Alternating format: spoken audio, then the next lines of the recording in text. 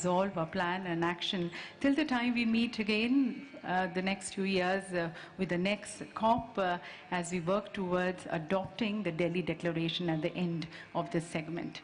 And as it is the beginning, let's mark its auspicious inauguration as per the Indian traditions and customs by seeking the blessings of the Supreme Power, the blessings of Lord Ganesha, Vignaharta as we call him, and also the Lord of many happy new beginnings.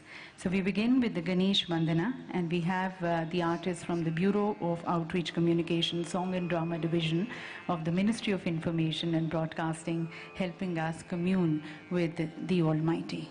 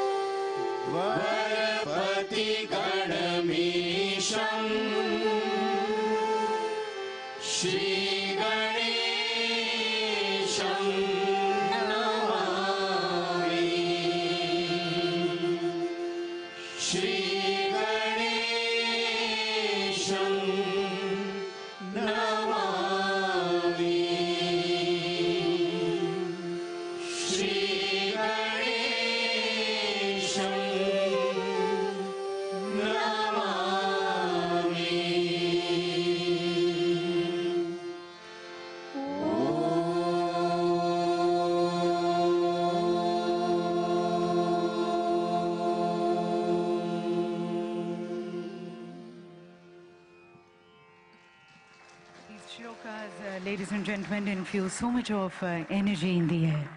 Thank you to them.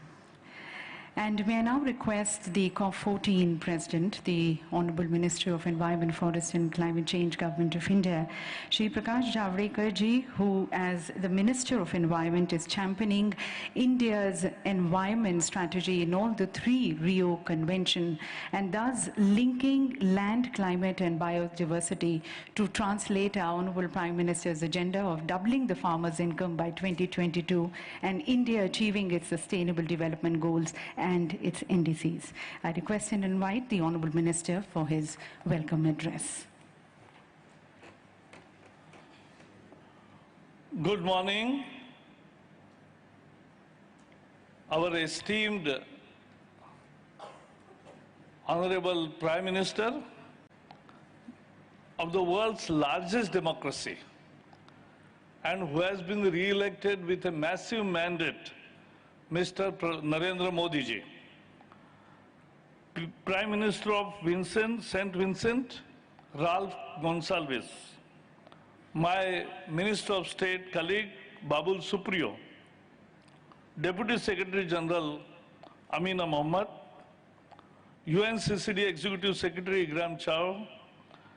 Our Secretary of the Environment Ministry, Mr. C.K. Mishra. Ministers here who have come from world over, and delegates. I welcome you all in this beautiful city of Greater Noida, which is part of India's largest state, Uttar Pradesh, and which is part of National Capital Region also. So you are in both cities of Delhi and Greater Noida. And I welcome you all, and now for last 1 week, many delegates are here, and I hope that everything is well and you must be enjoying the whole ambience of this conference. This UNCCD COP14 is unique event. It's huge. More than 200 countries, 100 ministers, and more than 8,000 participants. It's all-time record for any COP. And so this is the basis of very exciting discussions which we are going through, and I'm very sure that you will definitely participate more in coming days. This logo of COP14 is a beautifully designed, very meaningful, and we crowdsourced it. One young, passionate environmentalist has come out with this unique design, and therefore we have made it, and you must have liked this. This shows the concern. Why this is huge? This shows the concern of the world for environment. In Rio, all the three conventions, UNFCCC, CBD, and UNCCD came into existence, and then we started a joint journey. The deliberations are rich, and will come out with appropriate and ambitious Delhi Declaration on the last day, that is tomorrow, which will ensure speedy restoration of degraded land for sustainable growth. UNFCCC, as I am Minister for Climate Change also, we were part of the Paris, but that's a global problem and requires global action and global solutions. And therefore, there are nuances, there are hard negotiations, and there are commitments which they go on commas and semicolon also. But this CBD, biodiversity, and UNCCD, combating desertification, have to be national goals and national action. So I saw more unity, learning from each other, and sharing best practices. So that's a difference between these three climate conferences. India's Prime Minister's commitment to sustainable development for environment, to protect 5 elements, earth, sky or space, water, fire, air, is full and complete. I have seen him in action for the last 5 years. His role in Paris summit was a leading role. And when the penultimate day there was no solution in sight, all world leaders discussed, and he played an important role to arrive at an amicable solution. He put before the world 2 different concepts of lifestyle and climate justice. He came out with India's ambitious program of 175 gigawatts of renewable energy, which will be 40% of our energy capacity. So this was a huge step. World never believed, but we are already on the track, and we have created nearly half of our target of 175 gigawatt in renewable energies. That's huge. We have also, he has promoted Solar Alliance, those between Capricorn and Cancer. All the countries have been brought together and the Solar Alliance is working fine. We have this time, no country has done this, but we have levied a tax on coal production at the rate of $6. Many countries in the world say, oh, it is impossible. I said in India it is not impossible. We have 36 parties in parliament and still this was unanimously done because our Prime Minister is a decisive leader and the money so generated we are using for climate actions. We have promoted e-vehicles by offering various taxation concessions. We have also, he has now in this Modi's government's 2.0, which has started 3 months ago, has established a water resources ministry, and this has to brought water. He has, when he was chief minister, he has brought water of Narmada river to the past land of Kutch, and now that is land restored. It's an actual combating desertification. And in desert, it's not only dates. In Kutch desert, we are having mangoes and dragon fruit also successfully exported throughout the world. So this is how we are already on the track of combating desertification. Green cover is rising in India.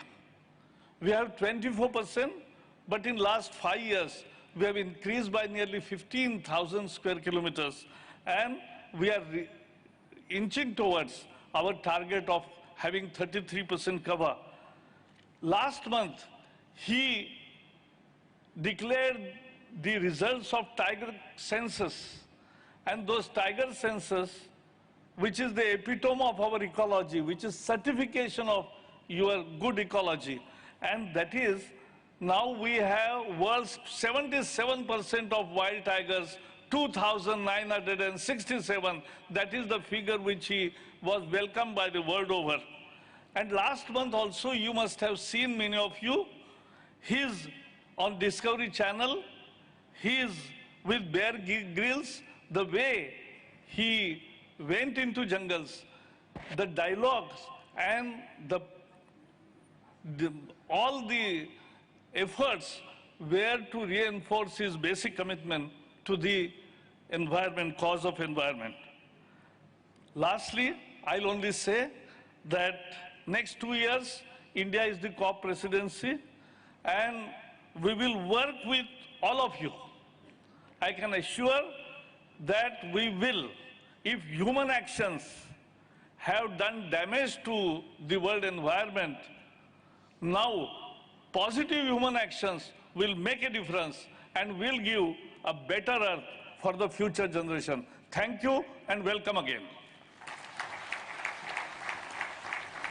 Thank you, Honourable Minister, sir, for highlighting the various initiatives which India is taking under the leadership of Honourable Prime Minister Modi towards ensuring a growth which is resource-oriented, environmentally sustainable and equitable, taking care of our flora and fauna. And our next speaker, ladies and gentlemen, is a man of a vision and determination who has almost more than 40 years of extensive experience towards environmental governance and also the management of natural resources and sustainable development. In fact, he advanced the recalibration of the United Nations Integrated Strategy for the Sahel as a special advisor to the Secretary General for Sahel. He also served as the Assistant Secretary General and the Deputy Executive Director of the United Nations Environment Programme, where he was instrumental in shaping the organization's strategic vision and the mandate. The personality in expression, ladies and gentlemen, is Excellency Mr. Ibrahim Thiaw, the Executive Secretary of UNCCD, whom I now request to kindly address this August gathering. He, ladies and gentlemen, is going to be speaking in French and English, so you can use your headsets. Thank you.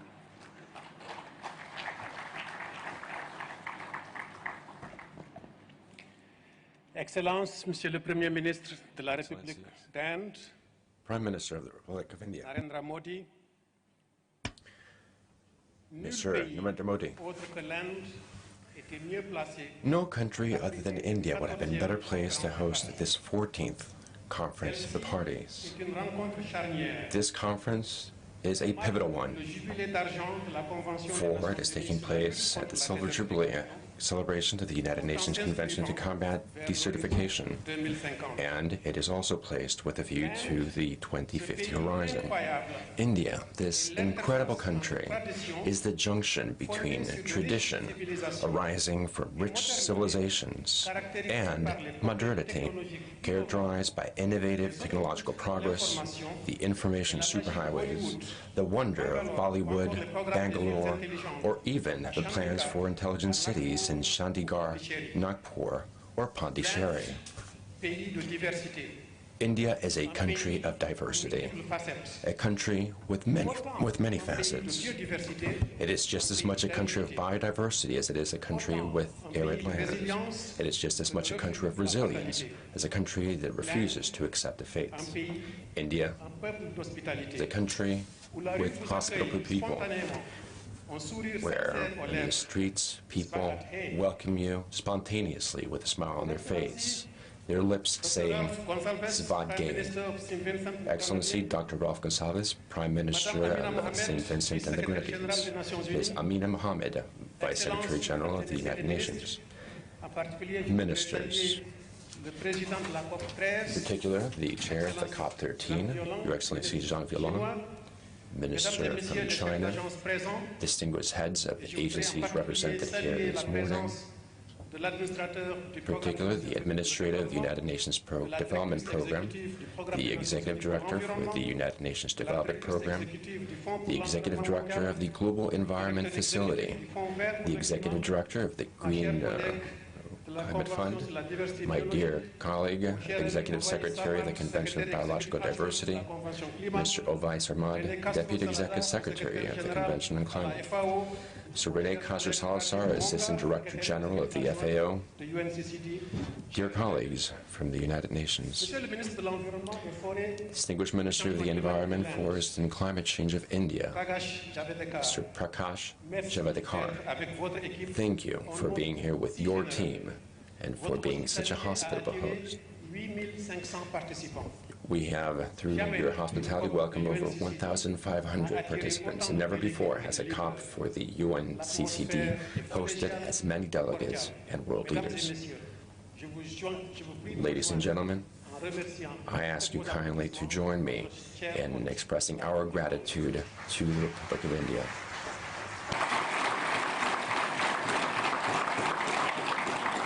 Excellencies, ladies and gentlemen, the UNCCD staff in Bonn recently celebrated the arrival of the newest member of the Secretariat's family.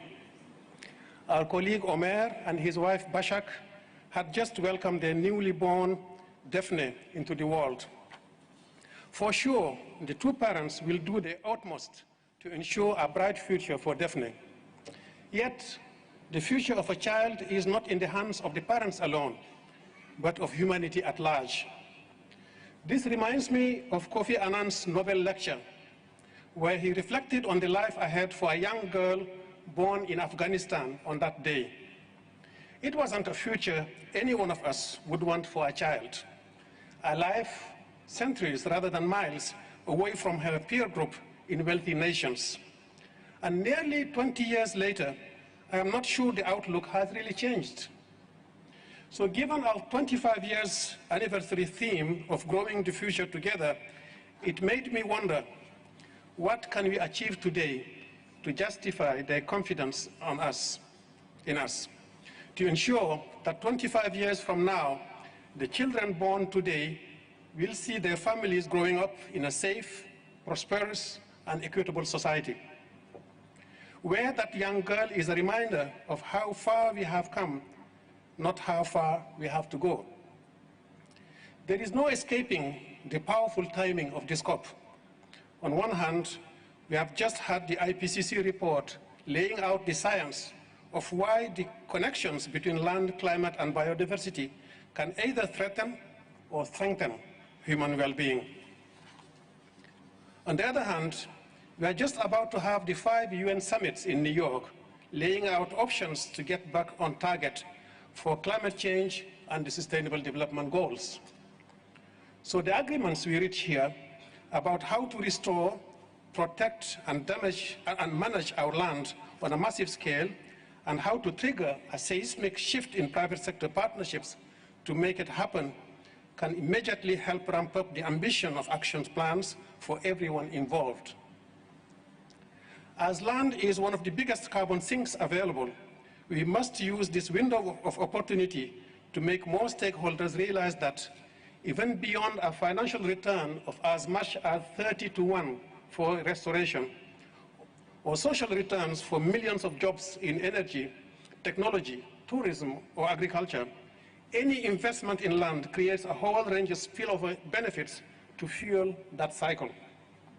For example, restoring 350 million hectares of degraded land by 2030 could generate up to $9 trillion in ecosystem services and sequester up to 26 gigatons of greenhouse gases.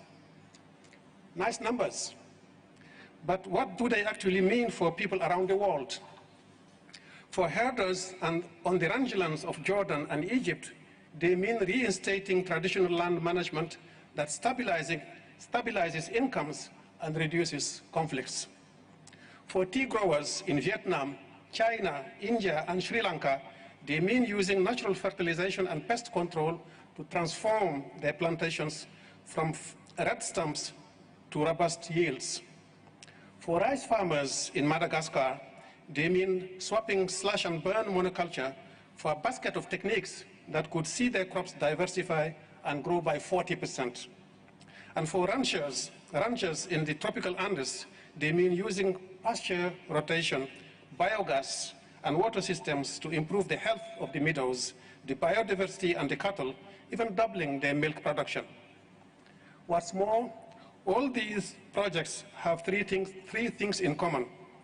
First, women are equally involved in the decisions, implementation, and benefits, whether that's through greater financial security, stronger land rights, new skills, or simply not having to work for hours to get water.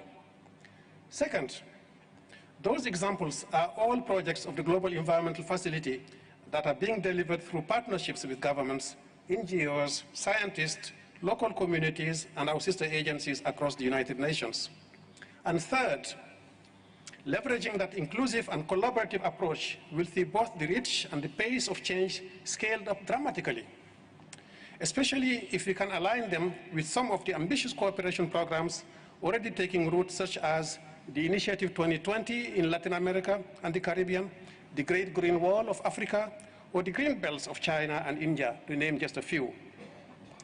Ladies and gentlemen, combining our land with those three little concepts of equality, partnerships, and scale could take us a very long way towards our common goals. Just a year into this century, Kofi Annan's remarks acknowledged that we were already violently disabused of any hopes that progress towards global peace and prosperity is inevitable. When he asked us to confront it, we nodded, applauded, and carried on as before. So by the time that young girl he spoke of reached her teens, we had degraded over a fifth of our land, putting climate change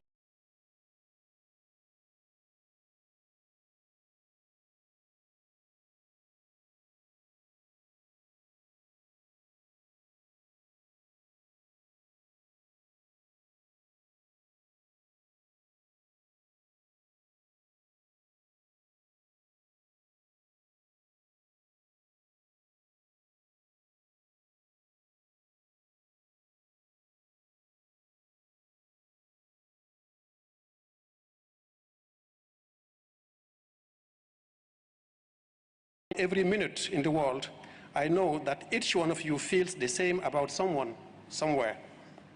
That we all want to see them growing together in a world where every child has an equal chance, and that every investment in land will unlock opportunities to bring that world closer to reality. Which is why I also know we will ensure this COP makes global peace and prosperity more achievable, if not yet inevitable. Perhaps making it inevitable can be our challenge for next time. Bahut Denavad. Thank you very much.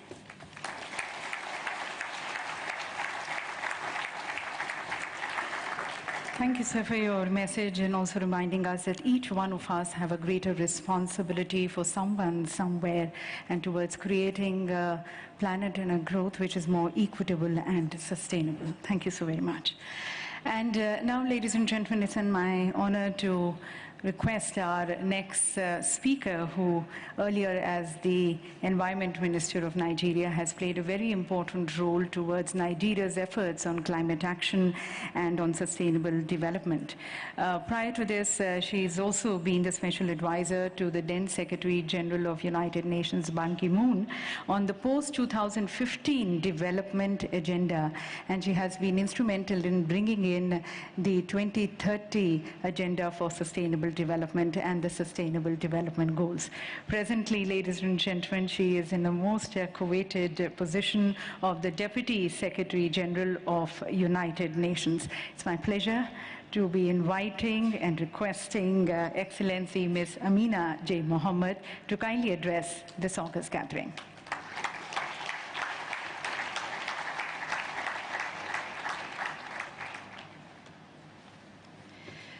Your Excellency Prime Minister Narendra Modi, Your Excellency Prime Minister Ralph Gonsalves, Excellencies, colleagues, friends, ladies and gentlemen, and special recognition to the young people who would be watching or who are in the audience. My deep appreciation to the Government of India for hosting this conference, and in particular to Prime Minister Modi for his vision and his leadership. To the Executive Secretary, my brother Ibrahim Thiaw, for the opportunity to highlight the unprecedented expectations on your work here. These times are not normal, and they are critical. And we need to start a massive effort to take the solutions that we are discussing here today to scale, to move beyond the negotiation and the planning to action and impact, individually and collectively at the country level. We've already used a third of our time frame to deliver on the 2030 agenda, and we've just 2 weeks to galvanize the urgent action ahead of the summits in New York. And we have the 3 inextricably linked Rio Conventions on land, biodiversity, and climate, which were created to trigger that action, but are still not reaching their full potential. The latest scientific data shows that the massive effort is painfully overdue. A quarter of our greenhouse gas emissions come from land degradation. 1 million species face extinction, threatening ecosystems that provide everything that we eat, we drink, and we breathe. And the lives of half of our people on this planet are affected by desertification, land degradation, and drought. What's worse is that the unhealthier our land becomes, the more dangerous the implications will be for all of us. So we can't really afford to ignore that the loss of land and ecosystem services shrinks GDP by 10% a year, nor can we ignore the increases of the likelihood of violent conflict or forced migration that affects mostly our women and our children. And those risks, with millions of people already feeling the effect, are spreading across the planet. From the dip in Germany's industrial output because drought hit the Rhine shipping last year, to the soil loss costing the United States up to $44 billion every year, from the forest fires of the Arctic or the Amazon, to the sandstorms and the droughts in the Middle East or the Sahel, and from the small island states and coastal communities that are fraying around the edges, to the Himalayan communities where women and girls spend more time collecting firewood than they did when this convention was born. Right across the planet, when the land suffers, so too do the people. Yet if we act with a sense of urgency and ambition, that the same land holds a credible number of solutions that we are all looking for. Solutions that will let people thrive, not just survive. And I believe everyone in this room and beyond is committed to that. To my mind, we can do 3 things to step up the ambition, speeds, and results of our action. First, let's try to move out of our silos, our individuality, that constrain us, and our ambition. Cooperation and action that delivers multiple benefits must be a priority for all of us. For example, we know that 820 million people are still going hungry, and that crop yields are dropping as demand for food is set to increase by 50% in the coming decades. Restoring 150 million hectares of farmland could feed 200 million more people every year. At the same time, it would provide greater resilience and over 30 billion a year in increased income for small stakeholders, and sink an additional 2 gigatons of carbon dioxide a year. Second, let's deploy and invest our resources wisely. A few days ago, the UN Global Compact and the Italian energy company Enel announced the first general purpose bond linked to the SDGs. It raised $1.5 billion. That means it was 3 times oversubscribed. It certainly signals a strong demand, and we should encourage more companies to follow suit. It is all great news until you realize that land degradation is costing us trillions of dollars every year and adding to the very emission problem the bond is trying to solve. We must make the investments in this land degradation, particularly in our low-income countries, to stop the preventable losses. If we restore the land, we put our investments into nature-based solutions that we know will work, that deliver for UNCCD, but also for the nationally determined contributions under the UNFCCC, and let nature and biodiversity flourish. The third, build more innovative partnerships to scale up the impact of individual and collective action. Look at the tea growers the Executive Secretary just mentioned. They are expanding restoration techniques. In India, over 500,000 tea workers are working with Trustia to transform their farms and their futures. In turn, Trustia is working with the GEF, UN Environment, and the Rainforest Alliance to scale up impact across 4 countries and improve consumer choices around the world.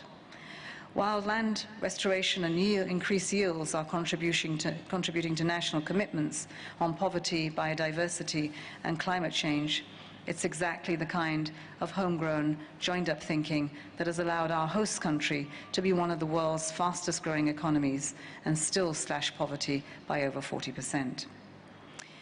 It's a very concrete demonstration of why, if you act, you don't have to choose between social, economic, and environmental progress. In each of our communities and each of our countries, we can and we must have all of them in an integrated response to the challenges that we face today.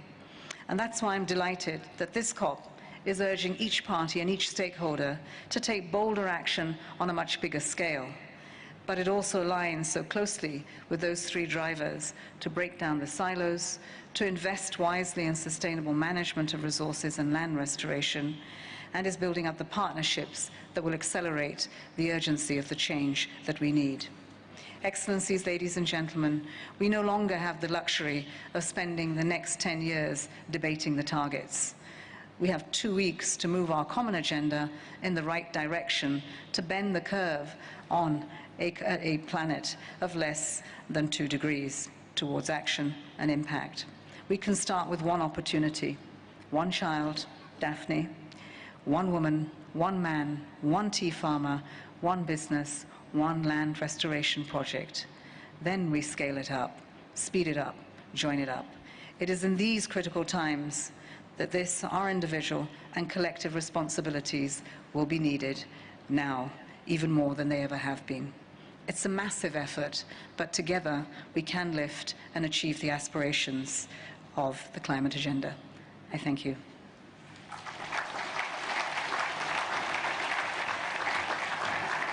Thank you, ma'am, for your message and giving a clarion call to everyone that it is time to actually convert ideas into action and intent into impact. And even small steps are going to be making a huge difference. We need to come together, collaborate, and build partnerships.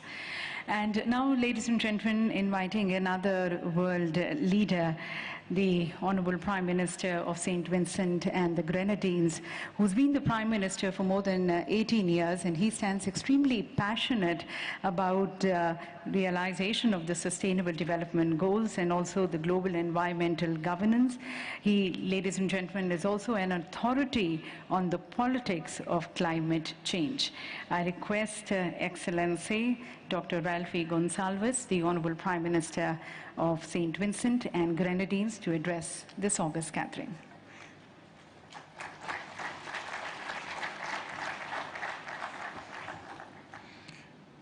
Madam Chairperson, my dear friend, the distinguished Prime Minister of India, our sister Amina from the United Nations, our brother Ibrahim from the UNCCD, our Minister of the Environment and Climate Change from India, other distinguished ladies and gentlemen. I first of all would like to say how happy I am to be here in India. I also want to indicate, just in case you think that someone who is Prime Minister for 19 years runs some dictatorship, that we have elections every 5 years. And I've just been winning them.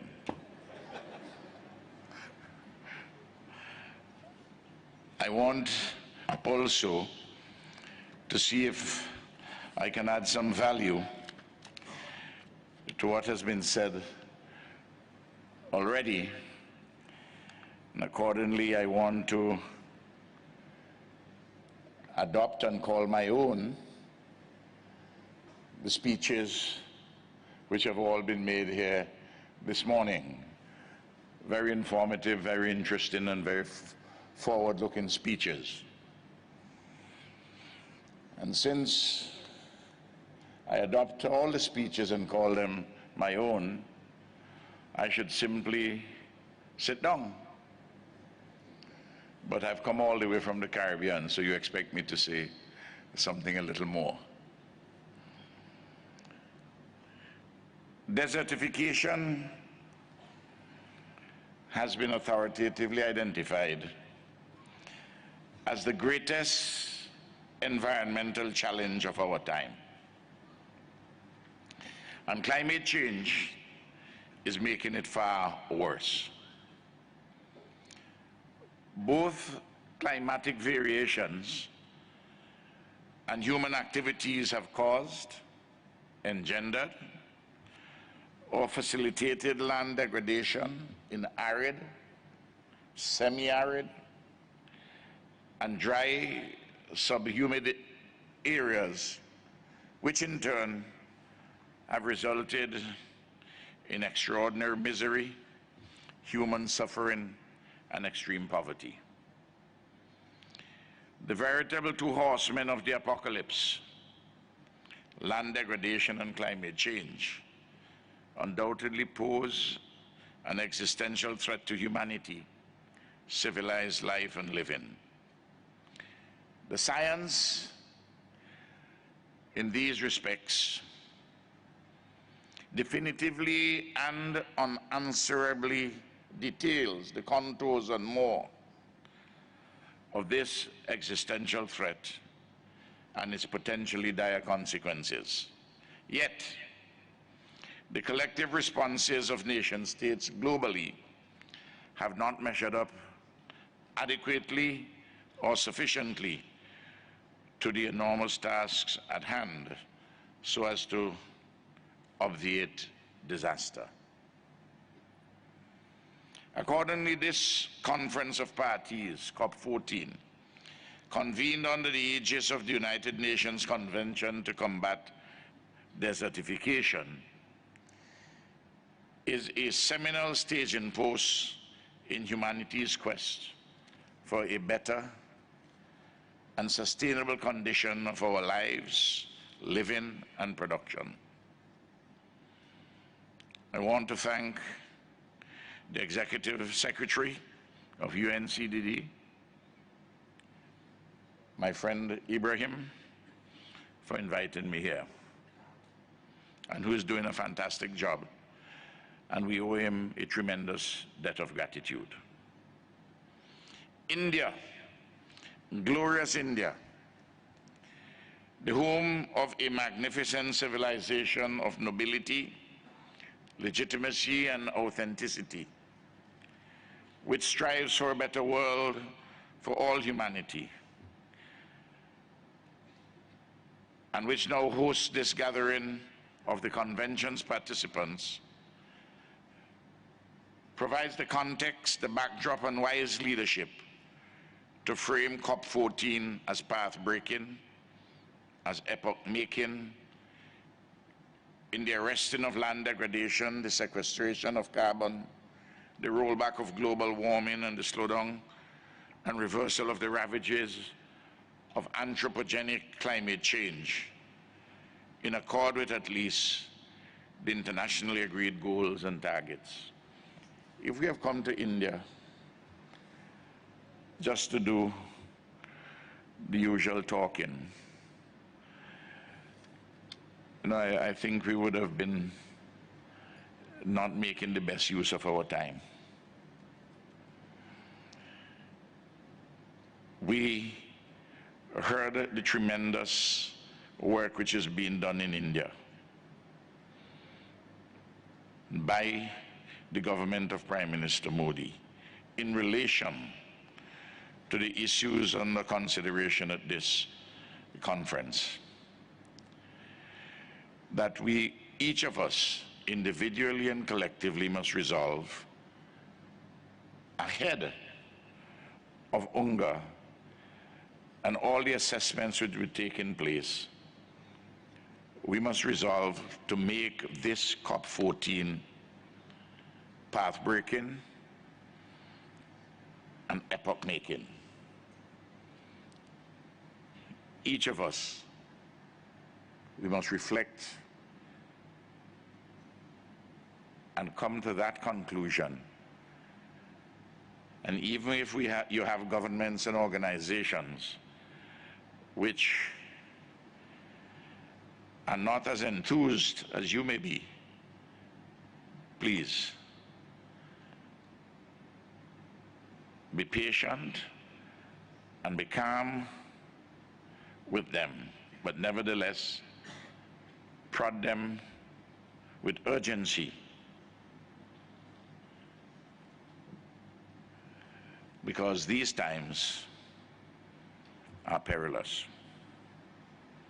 The presence of our dear friend, the distinguished Prime Minister Modi, fortifies our hope that our future will not be desecrated, that our present will not become enveloped in a debilitating learned helplessness, inertia, and stasis. It is remarkable that India, the largest democracy in the world, works hand in hand with St. Vincent and the Grenadines, which is one of the smallest democracies in the world, and where some countries are inclined towards nativism and unilateralism, India reaches out. And in addition to what it is doing internally, it is making an important difference globally. And I want to thank Prime Minister Modi for his remarkable work in both respects.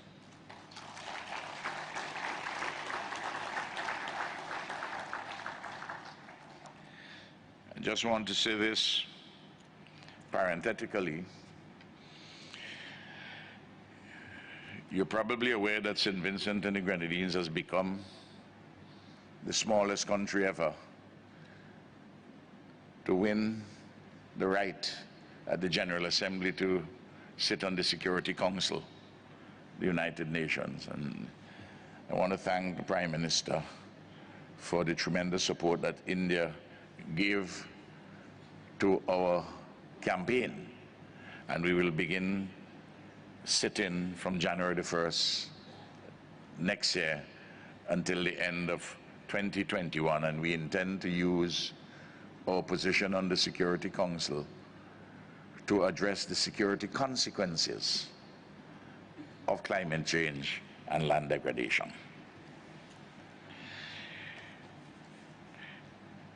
The trilogy of international conventions focusing respectively on biodiversity, land degradation, and climate change ought always to be viewed as an integrated whole, since each is inextricably connected with the others. And since we want to make this conference epoch-making and path-breaking, we have to be truthful and honest. We have to accept that much of the international community, too often considered UNCCD, despite its seminal importance, as a kind of proverbial unwanted offspring without legitimate paternity and undeserving of proper maintenance. You know, when we create our children, when we make them, the old distinction as to whether you're born in wedlock and out of wedlock no longer exists. But we have created UNCCD, and we don't quite treat it as legitimate, and we don't quite help it to be properly maintained so that it can survive and develop and carry out its mandate. We don't do that to our children. I don't think we should do that to the UN, the CCD. But despite the fact that the UNCCD has been treated in less than a wholesome manner, the truth is that land and its protection from rapacious degradation constitute the core upon which rest the life-sustaining pillars of water, food, forests, shelter, clothing, and energy. So that let us bring UNCCD to the center stage. It is not a sideshow. It is the fulcrum of humanity's main event. The recent global controversy regarding the veritable fires of Babylon in the Amazon is a poignant reminder of the importance of our land and our forests. So land in its bewildering complexities go hand in hand with biodiversity and climate change. Thus, more than ever, the voices of the international community must ring out loud with the necessity and desirability of land degradation neutrality, its targets and measures. We have accepted these. Enwrapped in all this are the vital issues touching and concerning poverty, infrastructural development, bushfires, deforestation, unsustainable agricultural practices, coastal erosion, pollution, natural disasters, the efficacious application of science and technology, capacity building and education, and a robust legislative and regulatory framework. All of these things demand substantial resource allocations. Look, they're not going to come from countries which can barely feed their populations. Their resources have to come from countries which have the more developed economies, which have a history of relationship with poorer countries, and the resources, if we are serious with what we agreed upon, the 17 Sustainable Development Goals adopted in September 2015 at the General Assembly of the United Nations, it is agreed that we must have a partnership. And if we're going to have a partnership, we can't seriously expect that those who, for a variety of historical reasons, are impoverished, that they're the ones who must bear the greater burden, when in fact they have already suffered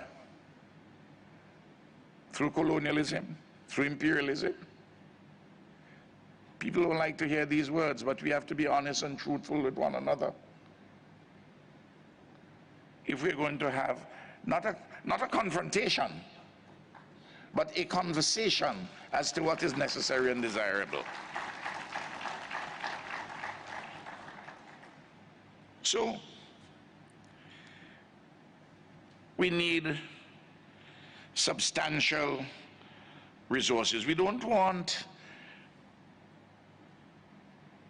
to hear the pledges when those who make the pledges do not really mean them. And it's a case of taking the fool a little further by having us believe that those pledges are real when they are in fact a mirage. This is one earth that we have. Look, what happens in North Africa affects migration and security issues in Europe.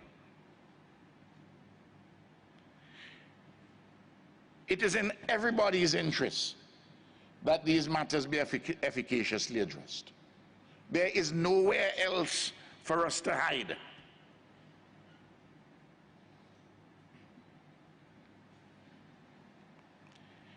Of course,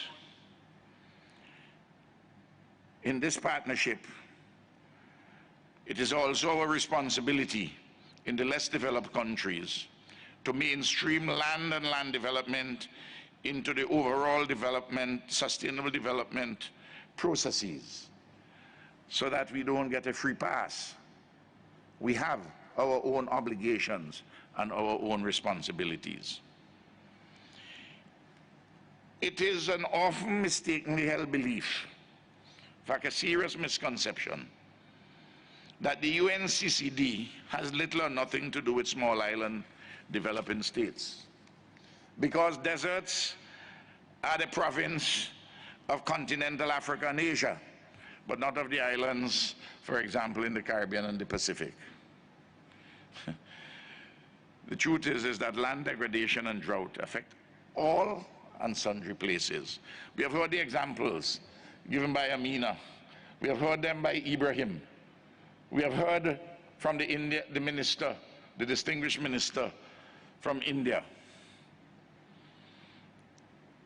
Look, Haiti is part of a Caribbean island, and it is a proverbial poster child for historical land degradation, which has led to much impoverishment of an extraordinary nation, the land of the heroic black Jacobins. But you know, many persons say that Haiti, they're responsible for all what is happening there themselves. But when you take into account that when the Haitian Revolution established the state of Haiti, defeated colonialism, slaves, the first successful slave rebellion in history, the departing colonial power, France, subsequently imposed reparations from the very slaves, the ex-slaves, for they having freed themselves. And they had to make those payments for over 100 years. Those are realities. And when you see Haiti, we have to make sure that the international agencies, the developed countries, and especially those who have a historic responsibility in relation to Haiti, seek to explore a genuine partnership for the correction of historic wrongs and for assisting us in developing a better future.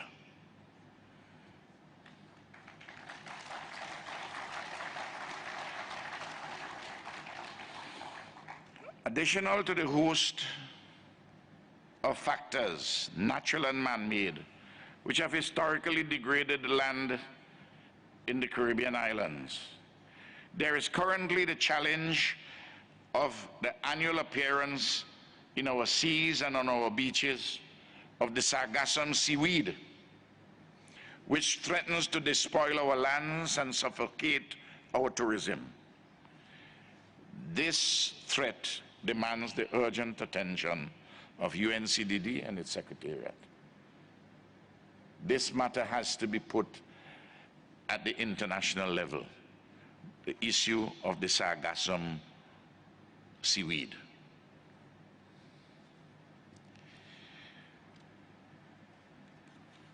Much of the land degradation in small island developing states is directly related to and caused by climate change. And we know the issues: global warming, the rise of the level of the sea, the battering of the coastal areas, the damage to our rivers and their banks, landslides and deforestation, horrendous hurricanes and storms of increasing frequency and ferocity. They're all connected with climate change, to which our SIDS contribute little or nothing. In domestic law, if you have a nuisance which comes from your land onto my land, and it could be a nuisance by noise, by water, it could be any fact which constitutes a nuisance in law, you have to pay for the loss and damage which I suffer. In this world, the situation is really cockeyed. We don't contribute anything of any significance at all to climate change. You do all what you want to do. I'm talking about developed economies, cause damage to us, and then all you want to do is to provide SOPs. I am advising, not in any confrontational manner, that all of us have to work together at this. Otherwise, we are going to come to grief. We have seen it happen before, and it's going to happen on a much larger scale. We must not allow short-sighted leaders of powerful countries not to recognize the truth of what I'm speaking here today in New Delhi.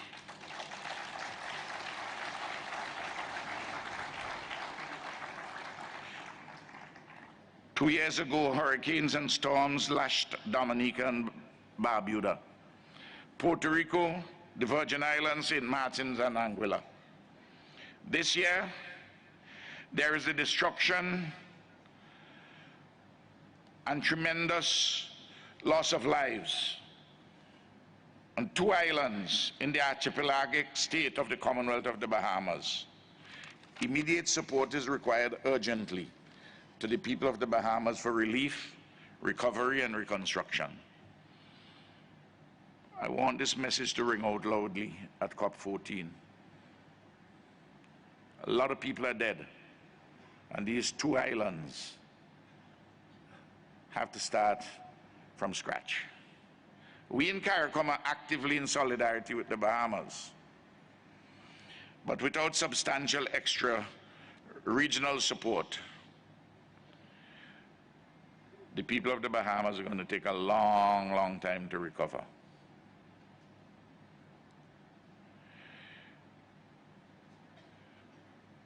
Our islands cannot truly survive if global warming exceeds 1.5 degrees Celsius above pre-industrial levels.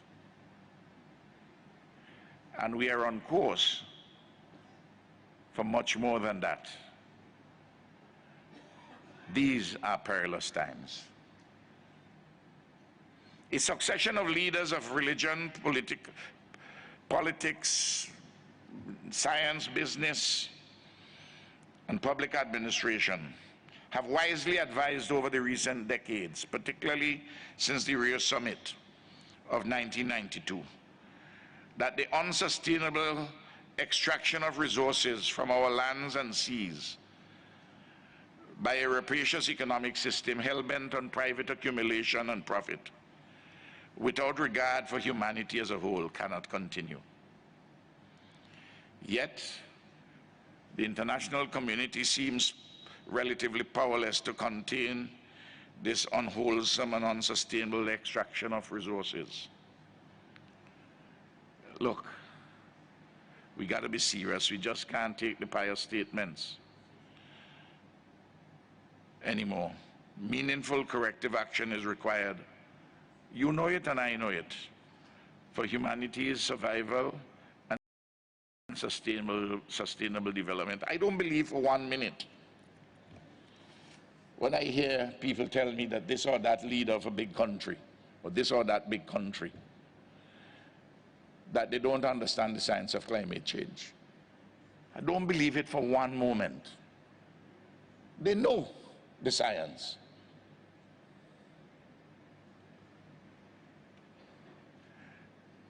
But they're thinking that if they have another 20 or 30 years, for instance, of fossil fuel, they can strengthen and deepen their hegemony over the world.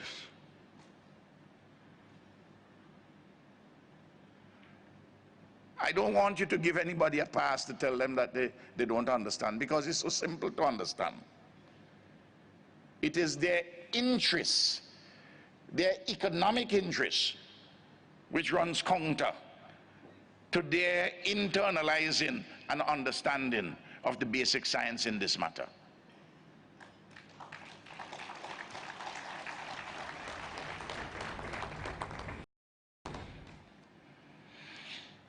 Today, our world faces a bundle of interlocking challenges to be urgently and satisfactorily addressed. Climate change, land degradation, and their consequences. Scarcity of vital resources such as water, energy, and strategic minerals. The growing inequality in the distribution of the Earth's resources.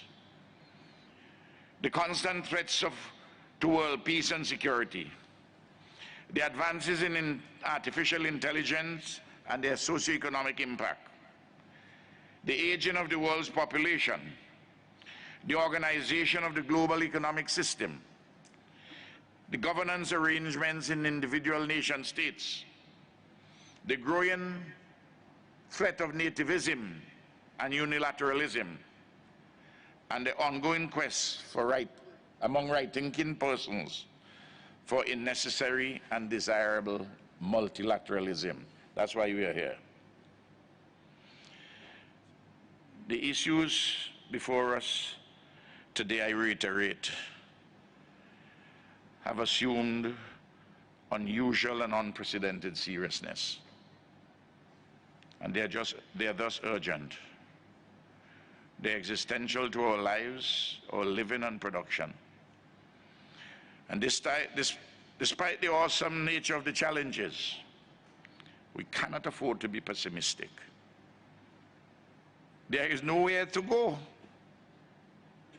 We are on Earth. These are not times for lamentations. Therefore, optimism, clear thinking, and concerted action. And I say, all the factors have come together to help us to have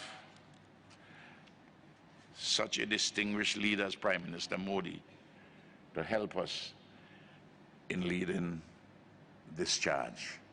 I thank you. Thank you, sir, for your very passionate and empathetic message, and a message that we all own the responsibility and need to walk the talk in all sincerity and earnesty.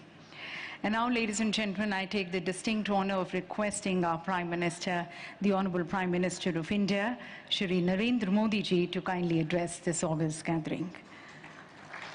A man with a vision and a man on a mission towards creating a beautiful, sustainable planet.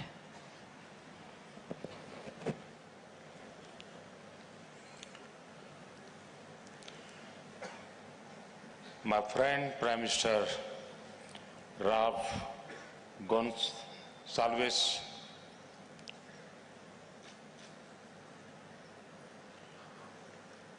Srimati Amina ji, Ibrahim Chiao, my ministerial colleague Prakash Javadekar, Babul Supriyo, Excellencies, ladies and gentlemen, I welcome you all to India for the 14th session of the Conference of Parties to the United Nations Convention to combat desertification. I thank the Executive Secretary, Mr. Ibrahim Chiao, for having brought this convention to India. The record registration of this program reflects the global commitment to the task of reversing land degradation. India also looks forward to making an effective contribution as we take over the co-presidency for our 2-year term. Friends, for ages, we in India have always given importance to land. In Indian culture, the earth is held as sacred and treated as a mother. While getting up in morning, when we touch the earth with our feet, we seek forgiveness of Mother Earth by praying Samudravasane Devi Parvatastana Mandale Vishnupatni Namastubhyam Padasparsam Kshamaswame. Friends, climate and environment impact both biodiversity and land. It is widely accepted that the world is facing the negative impact of climate change.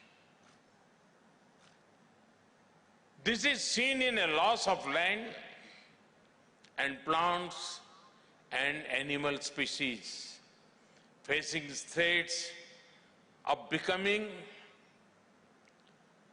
extinct Climate change is also leading to land degradation of various kinds, be it due to rise in sea levels and wave action, erratic rainfall and storms, and sandstorms caused by hot temperatures. Ladies and gentlemen, India has hosted global gathering through the COP for all the three conventions. This reflects our commitment to addressing all the three main concerns of the Rio Convention. Going forward, India would be happy to propose initiatives for greater South-South cooperation in addressing issue of climate change, biodiversity, and land degradation. Friends, you will be shocked to know that desertification affects over 2/3 of the countries of the world. This makes a compelling case for action on land front. Combine this with the water crisis facing the world. Because when we address degraded lands, we also address water scarcity. Augmenting water supply, enhancing water recharge, slowing down water runoff, and retaining moisture in the soil are all parts of a holistic land and water strategy. I call upon the leadership of UNCCD to create a global water action agenda which is central to the land degradation neutrality strategy.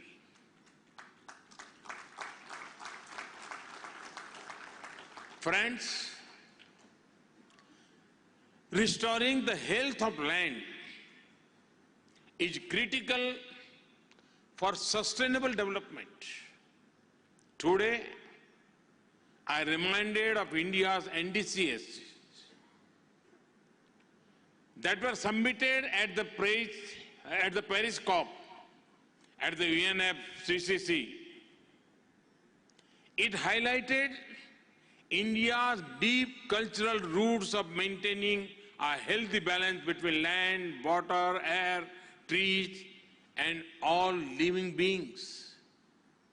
Friends, it would make you happy that India has been able to increase its tree cover. Between 2015 to 2017, India's tree and forest cover had been increased by 0.8 million hectares.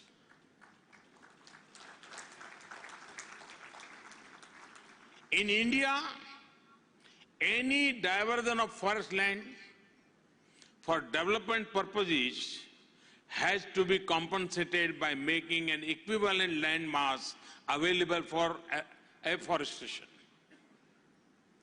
It is also required a monetary payment of the value of timber which such forest land would have yield. I'm happy to share that only last week, funds amounting to nearly $6 billion means 40 to 50,000 crore rupees have been released to the provincial governments in lieu of such diversion for development of forest lands.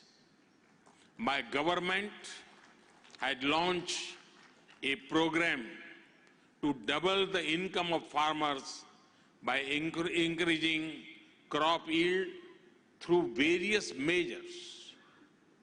This includes land restoration and micro-irrigation.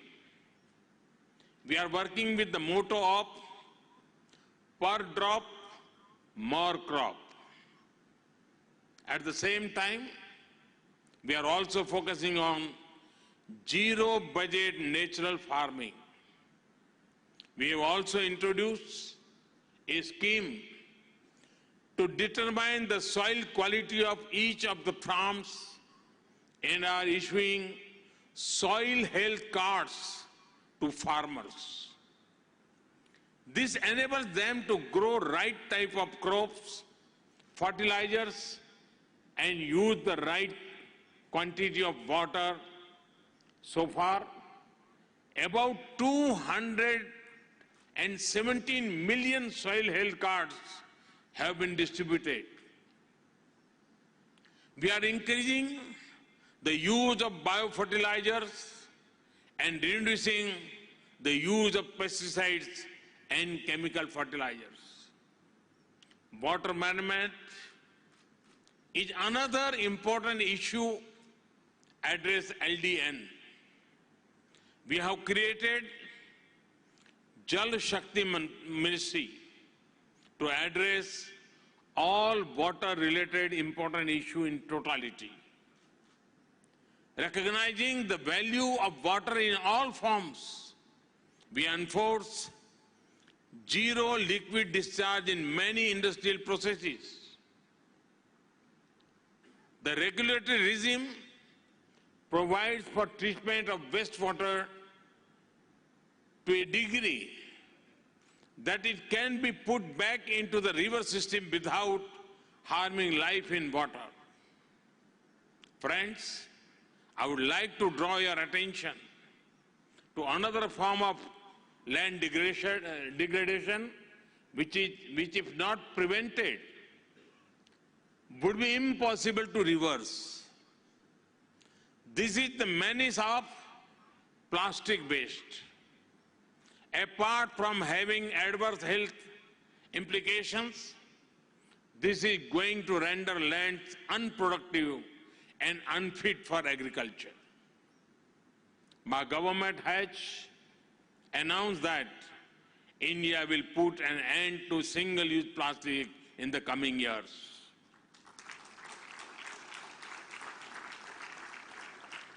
We are committed to development of environment-friendly substitutes and also an efficient plastic collection and disposal method.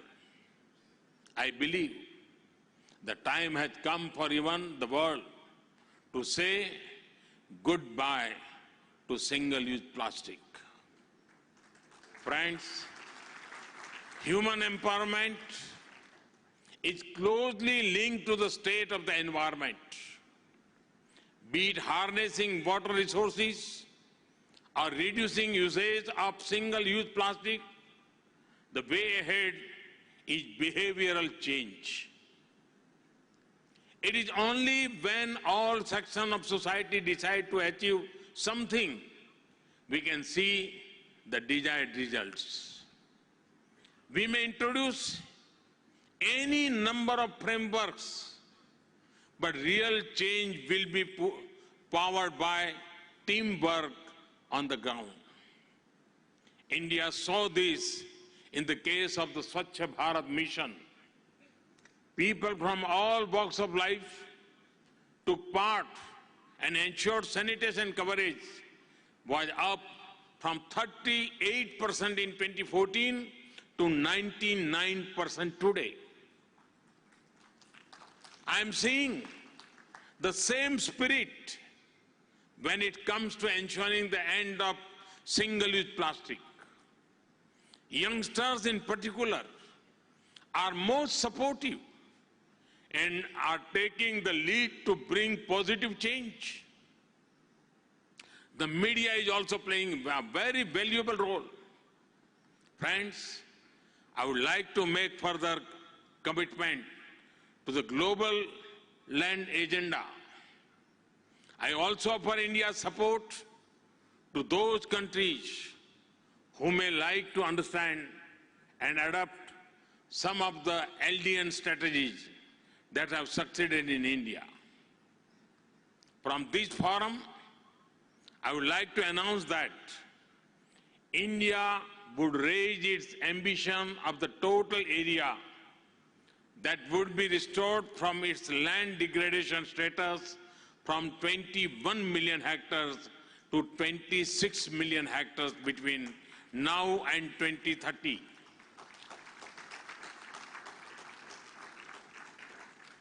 This will support India's large commitment to achieve an additional carbon sink between 2.5 billion metric tons to 3 billion metric tons through tree cover. We in India take pride in using remote sensing and space technology for multiple applications, including land restoration. India would be happy to help other friendly countries develop land restoration strategies through cost-effective satellite and space technology. In order to further develop a scientific approach and facilitate induction of technology to land degradation issues, we have decided to set up a Center for Excellence in India at the Indian Council of Forestry Research and Education. This agency will actively engage to promote South-South cooperation with those who may wish to access knowledge, technology, and training of manpower to address land degradation related issues. Friends, I understand that an ambitious New Delhi Declaration is being considered. We are all aware that the Sustainable Development Goals have to be achieved by 2030, of which attainment of L&D is also a part. I wish you well as you deliberate further towards proposing a global strategy for land degradation neutrality. I would end by saying a very popular prayer from one of our oldest scriptures, Om Dayoho Shantihi, Antariksham Shantihi. The word Shanti does not only refer to peace or the antidote to violence. Here, it refers to prospering. Everything has a law of being, a purpose, and everybody has to fulfill that purpose.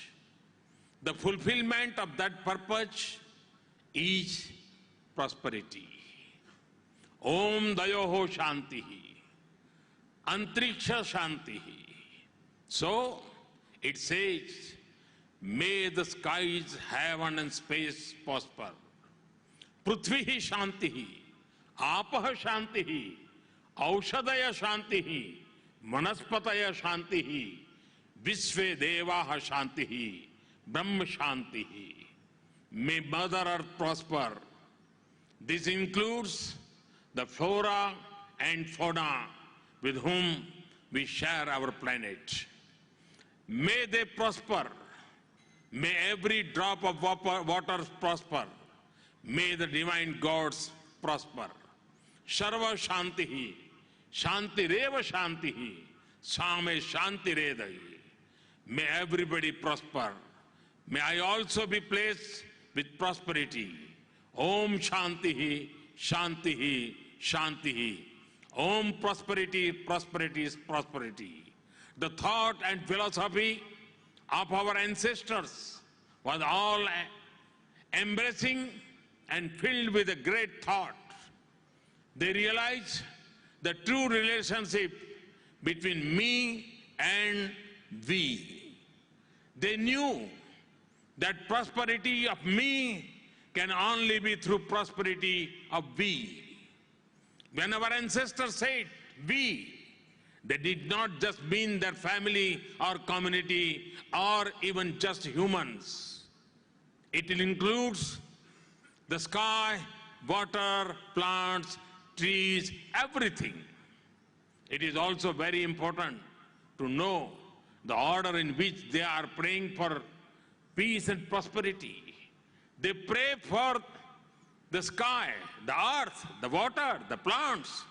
These are things that sustain us. This is what we call the environment. If this prosper, then I prosper. This was their mantra. Even today, this is an extremely relevant thought. With this spirit, I once again congratulate you for taking part in this summit. Thank you very much.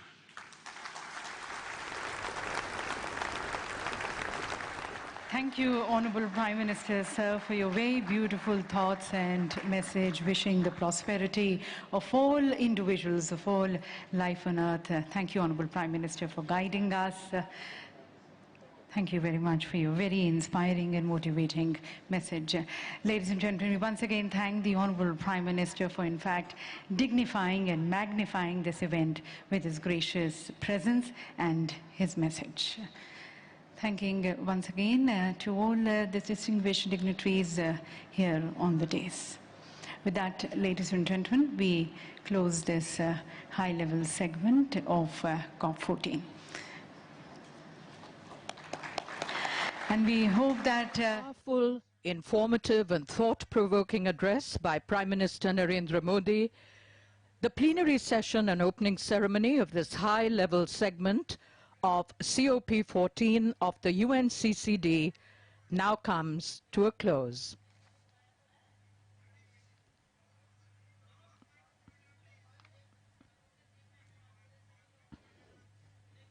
The Prime Minister interacting with everyone on the dais with great warmth and affection.